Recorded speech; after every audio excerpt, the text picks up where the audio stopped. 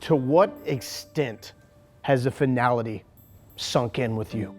Being retired, it hadn't sunk in yet. It hadn't sunk in yet. I guess during maybe the NFL season, it'll sink in a little bit more when I'm sitting at home coaching from the couch. But right now, you know what? I'm very busy with my kiddos and wifey, so I have no time to think about how much I miss football. What do the kids say? Because your kids are old enough to have watched you and know what daddy does for work. What do they say about your career being over? You get different reactions from each child. Simon and Jagger, they're like, oh, it's not a big deal to them. They're just worried about what daddy's gonna do today. But we got Deuce. Deuce is a football head, so he's always like, well, Tom Brady's not Tom Brady's not over, you know, he's older than you and you're not 40 yet and you got some time. And then my son Ashton, he's like, man, Daddy, I'm glad that you're getting out of football because he knows Daddy's gonna be around a lot more, which means a lot to me. What do you think you're gonna miss the most? It's the camaraderie that you have with the guys. And you spend, from 7 a.m. to 6 p.m. You spend more time with your guys, your football players in the league more than you spend with your family. So it's one of those things where that's what I'm gonna miss the most. I've learned a lot from football. I just don't have any more to give to the game of football. How did you know it was time? I knew it was time when I couldn't make the plays consistently that I used to make. Derrick Johnson pulls the hammer out. That's a Pro Bowl play by DJ. I still stayed in it my last couple of years because I still was good at certain things on the field, being a leader for the young guys around me. But man, I'm gonna miss football big time. Why did you want it to end the way it did with the one-day contract with the Chiefs? Well, I think I owe it to the Chiefs. Chiefs organization has been great to me.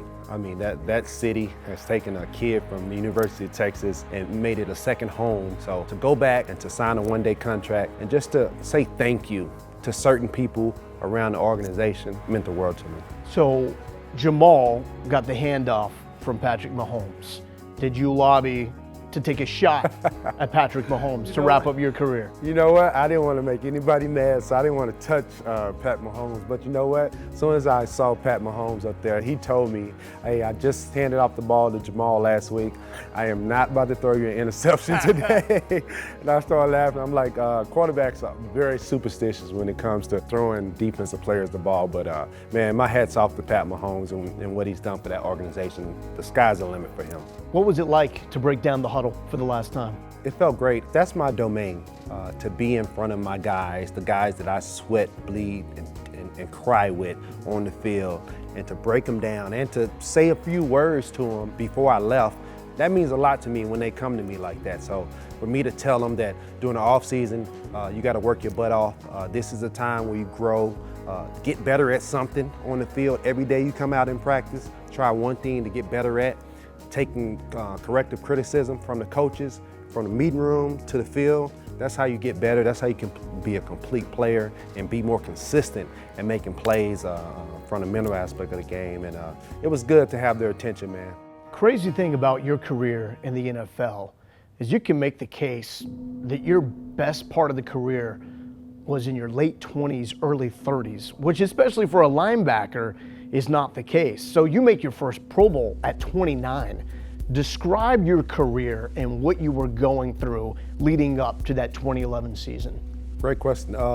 Man, I love the way my career went. First round pick, my first 4 years, I was a starter. Todd Haley came in, mixed it up a little bit. Went through some adversity. You get benched, you're no longer a starter. I get benched my 5th year in the league. Never had to happen to me. Life is 10% of what happened to you, 90% on how you respond. And me responding the right way after that 5th year, that growth season for me, all pro seasons, Pro Bowl seasons, after that. But it wasn't smooth sailing. So you're at your peak. You are making those perennial Pro Bowls. Describe that moment when you felt it and the timing of the way that went down with your Achilles. Oh man. I was just about to break the all-time leading tackler record. It was 2014, my first game of the year, popped my Achilles. A lot of people doubted me and said, man, this may be the end of Derrick's career. I'm an older player at this time. So for me to fight back through that, get my tackle record the next year in 2015, go to the Pro Bowl, that year too. So it's one of the things like, man, what helped me to fight through adversity, and I always tell kids this, the younger generation, your attitude is big, man. You gotta have a good attitude. Well, people doubted you because you're in your 30s, and it's not like a torn ACL where the recovery rate is pretty high.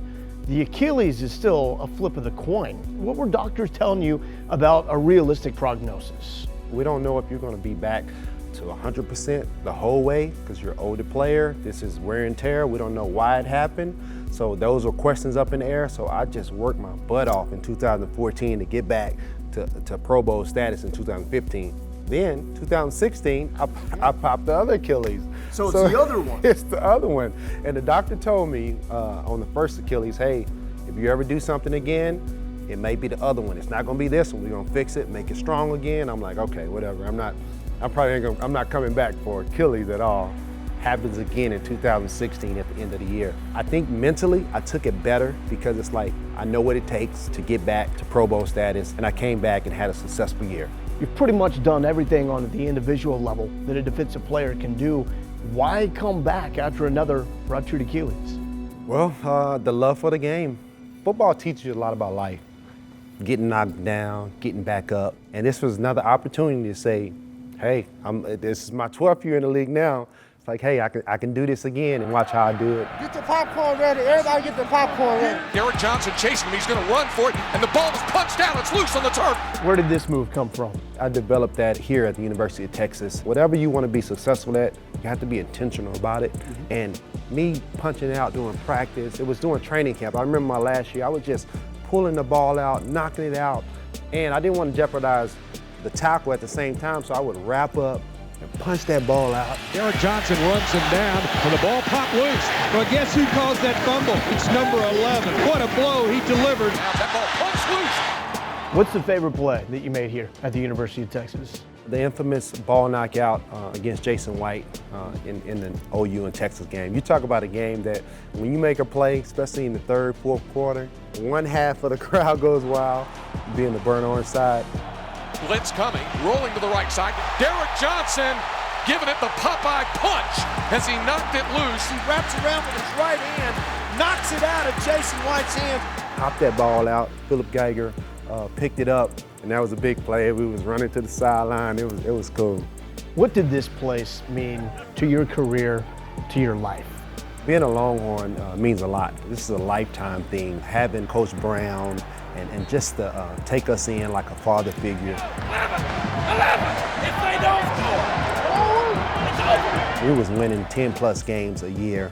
So the winning aspect that I developed here at the University of Texas just got my mind ready for the big leagues. Do you belong in Canton?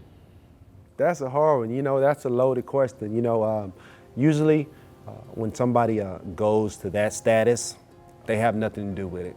It's up to the voters. It's up to who's ever voting them to go to be a Hall of Famer. And man, I would love to, but that wouldn't have a damper if it happens or not on my career. So then regardless, what's your legacy? Whether it ends up ending with the Hall of Fame or not, what is the legacy of Derrick Johnson? The legacy of Derrick Johnson is a player from Waco, Texas, the Parade All-American, came to University of Texas, had a lot of accomplishments, did very well from a defensive standpoint. Went to the Chiefs, first round pick, went through a little adversity, some things that helped him to get to the Pro Bowl status and All-Pro status. Character, attitude, and work ethic, being a good teammate, that would be my legacy.